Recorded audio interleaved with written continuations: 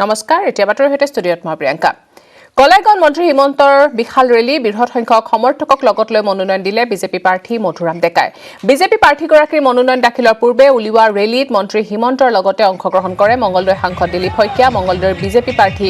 গুৰুজ্যোতি দাসে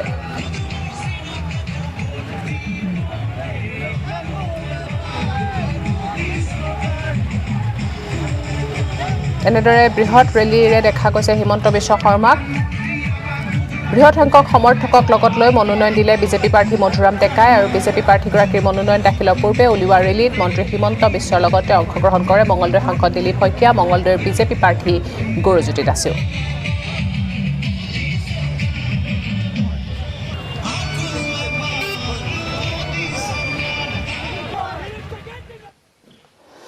নিৰ্বাচনত প্ৰতিদ্বন্দ্বিতা নকৰে শিলাদিত্য দেৱে হিমন্ত বিশ্ব বুজনিৰ হৈমান হৈছে শিলাদিত্য দেৱ বিজেপিত আছিল বিজেপিতে থাকিব হুজাই আৰু লামডিং সমষ্টিত শিলাদিত্যই প্ৰচাৰ চলাব নিৰ্বাচনী প্ৰচাৰ চলোৱাৰ দায়িত্বত থাকিব শিলাদিত্যক দলে দিব আন গুৰুত্বপূৰ্ণ দায়িত্ব শিলাদিত্যৰ বাসগৃহত মন্তব্য কৰে হিমন্ত বিশ্ব শৰ্মাই শিলাদিত্য দেৱক বঞ্চিত কৰা হোৱা নাই জ্যেষ্ঠ কাৰ্যকৰ্তা ৰামকৃষ্ণ ঘোষক টিকেট দিয়া হৈছে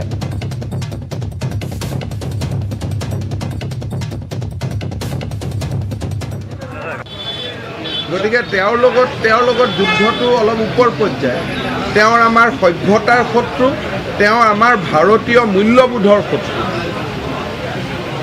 দেখা গৈছে যে কংগ্ৰেছে এটা কথা কৈছে যে বিজেপিয়ে ভয় খাইছে যে কংগ্ৰেছ আৰু একেলগ হোৱা বিজেপিয়ে ডেফিনেটলি ভয় খাইছে আকৌ এবাৰ বটদ্ৰৱা ৰাজমহল সোমাই যাব নেকি আকৌ এবাৰ কাজিৰঙাত গড় হত্যা হ'ব নেকি বিজেপিয়ে ভয় খোৱাটো স্বাভাৱিক আকৌ এবাৰ APSCত 1 কোটি টকা দি পেলাই নিবনুৱা ল'ৰাই চাকৰি কিনিব লাগিব নেকি চ' বিজেপিয়ে আজমলক ভয় খোৱা নাই বিজেপিয়ে মহাপুৰুষ শংকৰদেৱৰ জন্মস্থানটোত কোনোবা আকৌ সোমাই যাব বুলিয়ে ভয় খাইছে কাজিৰঙাৰ গড়কেইটাই আকৌ কান্দিব বুলিহে আমি ভয় খাইছোঁ গতিকে ভয় খোৱাটো হয় কিন্তু আমাৰ ভয় খোৱাৰ ইছ্যু বেলেগ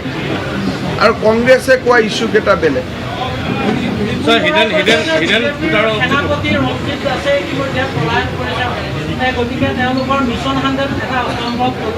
ৰঞ্জিত দাসে ক'ৰ পৰা ক'ত পলালে মোক অলপ বুজাই দিয়কচোন আৰে আমাৰ কাৰণে গৌৰৱৰ কথা যে আমাৰ সভাপতি চবতে জিকিব পাৰে এইটোতো গৌৰৱৰ কথা ভাই এইবিলাকতো বাহাদুৰি যে আমাৰ ভাৰতীয় জনতা পাৰ্টিৰ এনেকুৱা যি প্ৰতিষ্ঠা সৰ্বভোগতো জিকিমেই লগত তেওঁ পাটাচাৰকুচিও জিকিব পাৰিব আৰু পাটাচাৰকুচি ৰঞ্জিত দাস কিয় গ'ল কাৰণ গণ পৰিষদ দলৰ এইটো কথা আছিল যে পাটাচাৰকুচি চিটটো আমি বিজেপিক দিম যদিহে দলৰ সভাপতিয়ে প্ৰতিদ্বন্দ্বিতা কৰে সেইকাৰণে ৰঞ্জিত দাস নিজে যোৱা নাই এইটো AGPৰ লগত হোৱা আলাপ আলোচনাৰ সিদ্ধান্ত মতে তেওঁ গৈছে আৰু আমি সৰ্বভোগতো জিকিম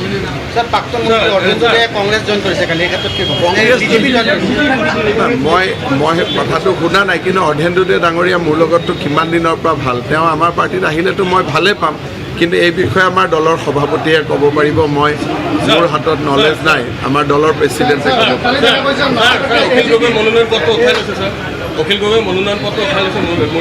আপোনালোকে যিবিলাক ব্যক্তিৰ কথা এই ইলেকশ্যনত আলোচনা কৰিব খোজে সেই ব্যক্তিবিলাকৰ কথা পাব্লিকে আলোচনা কৰিব নোখোজে পাব্লিকত এইবিলাক চিন্তা নাই নমিনেশ্যন দিয়াটোৱে মই গম নাপাওঁ উঠাই লোৱাটো কেনেকৈ গম পাওঁ তেওঁ যে নমিনেশ্যন দিছিল ক'ৰবাত সেইটো নলেজে মোৰ নাই এতিয়া নমিনেশ্যন দিলেতো 5-10 হাজাৰ মানুহলৈ নমিনেশ্যন দিব যায় তাততো কোনো মানুহ জানো নাই গতিকে আমি গম কেনেকৈ পাম আপোনালোকে ভিজুৱেল দেখুৱালেহে গম পাম হিডেন মানে বিজেপিক দিব আকৌ চাইলেণ্ট মানে যোনে চাকৰি বাকৰি কৰে চৰকাৰী কৰ্মচাৰী পলিটিক্সত যাব নোৱাৰে তেওঁলোকেতো বিজেপিৰ মেইন শক্তি নহ'লে ৰাস্তাত গ'লে যে টাটা দি থাকে এইবিলাক কোন চাইলেণ্টবিলাকে এটা মোৰ লগত ব'লক না ৰাস্তাত ব'লক চাইলেণ্ট ভকেল কিমান দেখিব ব'লক ওলাই যাওঁ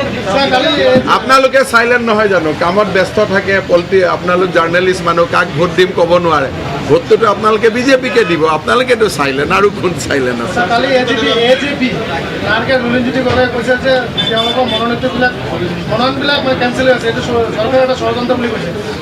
এই দলবিলাক যে চলি আছে মই গম নাপাওঁ, চলি থাকিলে মই ভাল পাওঁ, কিন্তু এওঁলোকে যদি মনোনয়নে লিখিব নাজানে আপুনি মন্ত্ৰী ক'ৰ পৰা হ'ব, বিধায়ক ক'ৰ পৰা হ'ব? মনোনয়নখনটো লিখিব পাৰিব লাগিব। সেইকাৰণে মই লুৰিণজ্যোতি গগৈ, অখিল গগৈক কৈছোঁ যে প্ৰথম অলপ এপেণ্ডিক্স কৰি ল'ব লাগে, কেনেকৈ মনোনয়ন লিখিব লাগে, কেনেকৈ ৰাজনীতি কৰিব লাগে, অলপ শিকা বুজা হৈ ল'লে ভাল আছিল। শিলাদিত্যদেৱে আমি সমদলত গৈছোঁ, আপোনালোকক শিলাদিত্যদেৱে নিজে সম্বোধন কৰিব, মনৰ কথাখিনি ক'ব আৰু তেওঁ তাৰপিছত মনোনয়নত যোগদানো কৰিব। হেমন্ত বিশ্ব শৰ্মা ডাঙৰীয়া, দিলীপ শইকীয়া ডাঙৰীয়া, যোৱাকালি পীযুষ হাজৰিকা ডাঙৰীয়া তেওঁলোকে আহিছিল মোৰ ঘৰলৈ, আৰু যিটো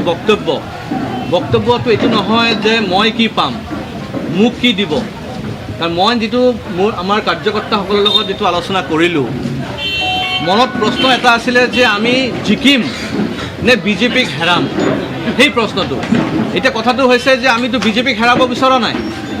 আমি জিকিব বিচাৰিছিলোঁ। কিন্তু জিকিব গৈ যদি বিজেপি হাৰি যায়, স্বাভাৱিকভাৱে কংগ্ৰেছ জিকি যাব, আৰু কংগ্ৰেছ যদি জিকি যায় তেতিয়াহ'লে আকৌ আজমলৰ দপদপানি হোজাইত বাঢ়ি যাব।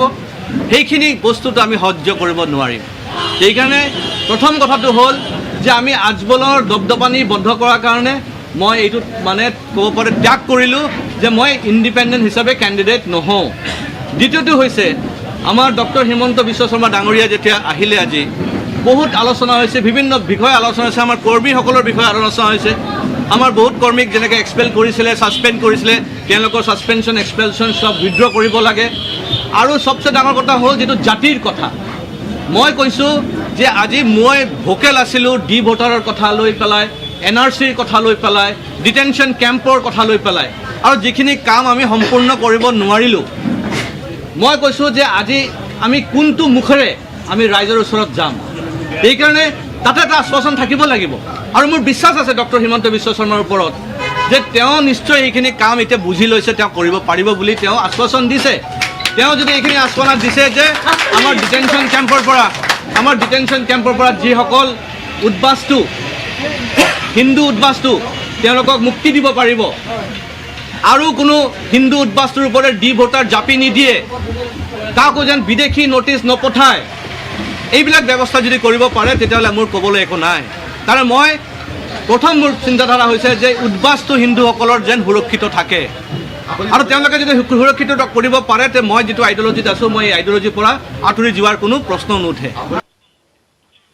শিলচৰত বিজেপিৰ বিৰুদ্ধে যুঁজিব দিলীপ পালে, নিৰ্দলীয় ৰূপে মনোনয়ন দাখিল কৰিব দিলীপ পালে। বিজেপিৰ পৰা টিকেট বঞ্চিত হৈছিল বিধানসভাৰ প্ৰাক্তন উপাধ্যক্ষগৰাকী। মনোনয়ন দাখিলৰ সময়ত আৱেগিক হৈ পৰে দিলীপ পাল। বিজেপি মোৰ মা, মই বিজেপি নেৰো বুলি মন্তব্য কৰে দিলীপ পালে।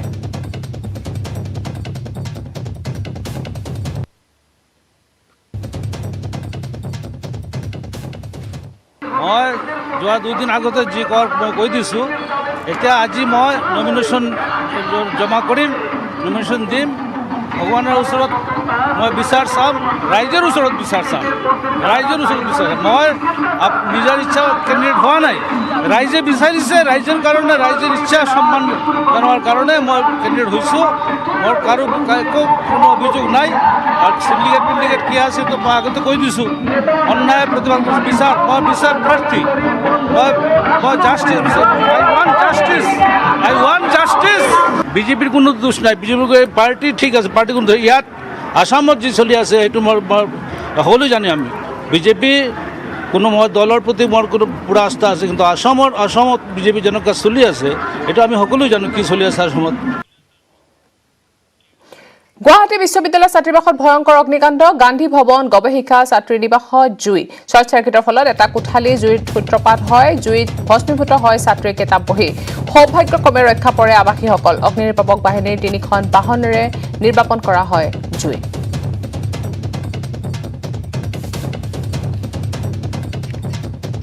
গুৱাহাটী বিশ্ববিদ্যালয় ছাত্ৰীবাসত ভয়ংকৰ অগ্নিকাণ্ড, গান্ধী ভৱন গৱেষিকা ছাত্ৰী নিবাসত এনেদৰে জুইৰ সূত্ৰপাত হোৱা দেখিবলৈ পোৱা যায়। শ্বৰ্ট চাৰ্কিটৰ ফলতে এটা কোঠালীত জুইৰ সূত্ৰপাত হয়, জুইত ভস্মীভূত হয় ছাত্ৰীসকলৰ কিতাপ বহি। সৌভাগ্যক্ৰমে ৰক্ষা পৰে আৱাসীসকল। পিছত অগ্নি নিৰ্বাপক বাহিনীৰ 3খন বাহনেৰে নিৰ্বাপন কৰা হয় জুই।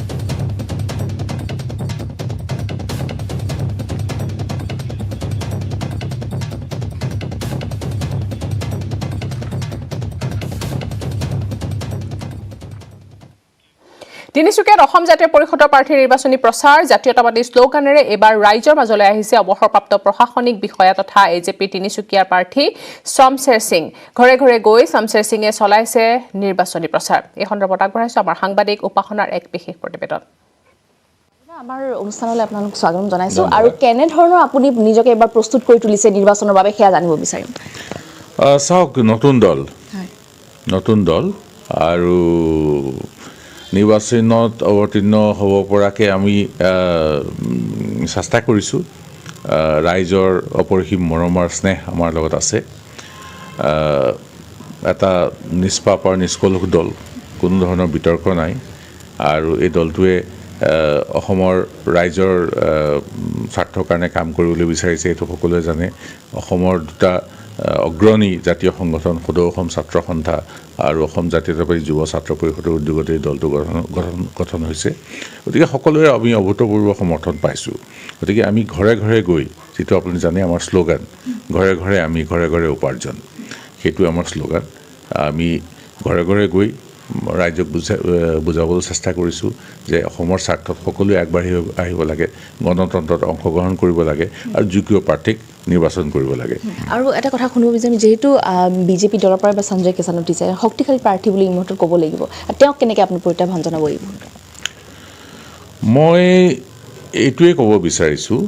যে অসম জাতীয় পৰিষদ দলটো দুৰ্বল নহয় অসম জাতীয় পৰিষদৰ গঠনৰ আঁৰত সমগ্ৰ অসমৰ ৰাইজৰ সমৰ্থন আছে সদৌ অসম ছাত্ৰ সন্থা আছে অসম জাতীয়তাবাদী যুৱ ছাত্ৰ পৰিষদ আছে আৰু সকলোৱে মিলি অসমৰ যিবিলাক সমস্যা সেয়া সমাধান কৰাৰ প্ৰচেষ্টা কৰিছে গতিকে আমি নিৰ্বাচনত হয়তো নতুন কিন্তু আমি দুৰ্বল নহয় ধন্যবাদ এয়া আছিলে প্ৰাক্তন বিষয়া আৰু এজেপি দলৰ প্ৰাৰ্থিত্ব এবাৰ লাভ কৰা তিনিচুকীয়াৰ শমশেৰ সিং ডাঙৰীয়া আৰু ইয়াৰ লগে লগে সময় হৈছে এতিয়া বাতৰিৰ পৰা বিদায় লোৱাৰ নমস্কাৰ